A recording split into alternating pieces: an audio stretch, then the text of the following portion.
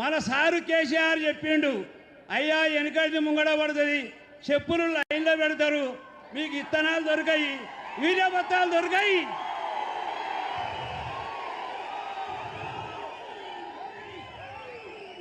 అని మనకు ఎట్లా చెప్పిండంటే బ్రహ్మం గారు చెప్పినట్టు చెప్పిండు మన కేసీఆర్ గారు. ఆ మాట మనం పాటించలే. మార్పు మార్పు అని కాంగ్రెస్లకు ఓట్లేసి మనం భంగపడ్డాం.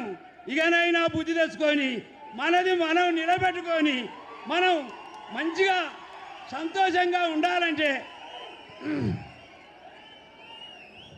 అయ్యా ఏందో ఆన్లైన్ అని పెడితే నాసుడి తెలియనోనికి ఎవరి దగ్గరికి పోయినా వాడు చెప్పాడు నాకు బత్తాలు రావు.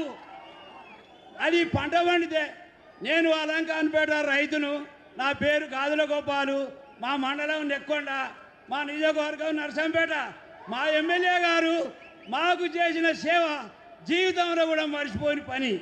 మాకు పంట నష్టపోతే మొక్కజొన్న చేనుకు ఎకరానికి 10,000 చొప్పున ప్రతి కుటుంబానికి ఇచ్చిన ఘనత మా పెద్దకే దక్కిందని నేను ఈ సభాముఖంగా తెలియజేసుకుంటున్నాను.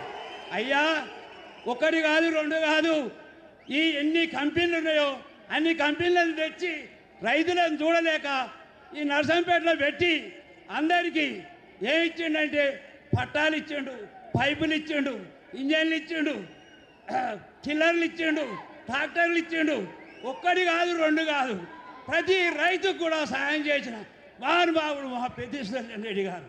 అయ్యా మన ప్రభుత్వంలో మనకు ఎలాంటి ఇబ్బందులు లేకుండా సుఖ సంతోషంతో 10 సంవత్సరాలు గడిచినాం. ఇప్పుడు ఈ అబద్ధాల కోరి కాంగ్రెస్ ప్రభుత్వంతో మనం ఎంత హింసపడుతున్నామో